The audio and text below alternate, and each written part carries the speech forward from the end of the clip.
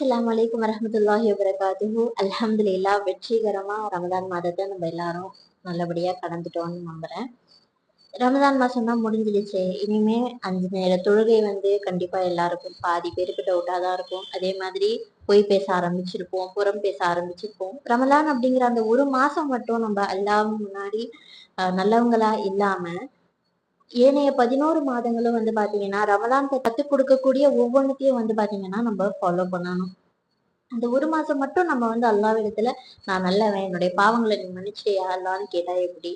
நீங்க ஒரு கண்டினியூஸா ஒரு மாசம் ஃபுல்லா நீங்க ஒரு விஷயத்த பண்றீங்க. இப்ப அஞ்சு அஞ்சு வேலையும் பாத்தீங்கன்னா ஒரு மாசம் ஃபுல்லா நீங்க தொழுதுட்டீங்க.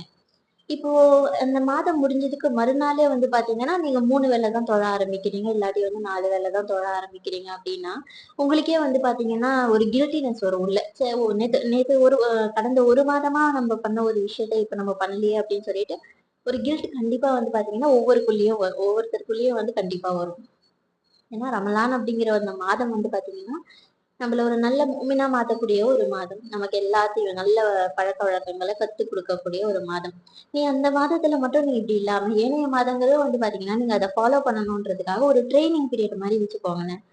நம்ம என்ன பண்றோம், அந்த ஒரு மாசம் மட்டும் தான் நான் அப்படி இருந்தேன். அதுக்கப்புறம் பாத்தீங்கன்னா பேக் டு ஃபார்ம் அப்படின்னு சொல்லிட்டு நிறைய பேர் பாத்தீங்கன்னா இப்ப தொழுகைகளை விட்டுருப்போம். ஜகாத்துனா என்னன்னு கேட்போம். அதே மாதிரி அப்போ போய் பேச ஆரம்பிச்சிருப்போம், புறம் பேச ஆரம்பிச்சிருப்போம். தயவு செஞ்சு அப்படி இல்லாம இது ஜஸ்ட் ஒரு ரிமைண்டர் வீடியோவா வச்சுக்கோங்க. ஒரு மாசம் உங்களுக்கு ஒரு நல்ல மொமினா இருக்க என்னென்ன நீங்க கத்துக்கிட்டீங்களோ அதையே என்னைய 11 மாதங்களும் இன்ஷா அல்லாஹ் ஃபாலோ பண்ண ட்ரை பண்ணுங்க. கண்டிப்பா 5 வேளை தொழுகையை தயவு செய்து விட்டுறாதீங்க. ஃபஜருக்கு நம்மளால எழுந்துக்க முடியலன்னா ரமலான் மாதம் ஒரு மாதம் மட்டும் பாத்தீங்கன்னா நம்ம எழுந்து நின்னோம் அல்லாவுக்காக.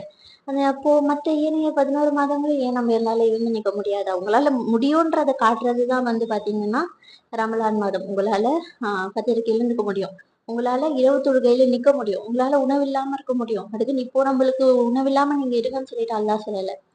நீங்க ஃபாலோ பண்ணக்கூடியது என்ன? தொழுகையை கரெக்டா 5 வேளையும் தொழ ட்ரை பண்ணுங்க. எப்படி நீங்க ரமலான் மாதத்துல தொழுதீங்களோ அதே போல ஜக்காத் முடிஞ்ச அளவு அப்பப்போ கொடுங்க.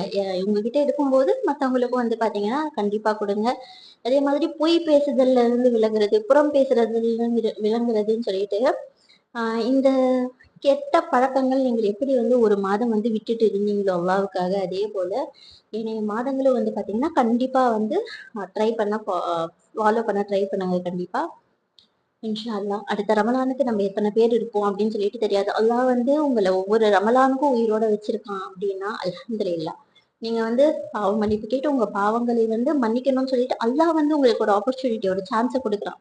அதுக்குன்னு நான் ஏனைய 11 மாதங்களும் நான் பாவம் செய்வேன், அந்த ஒரு மாசம் நான் என் பாவத்தை கழிச்சுப்பேன் அப்படின்னு சொல்லிட்டு தயவு செஞ்சிருக்காதீங்க.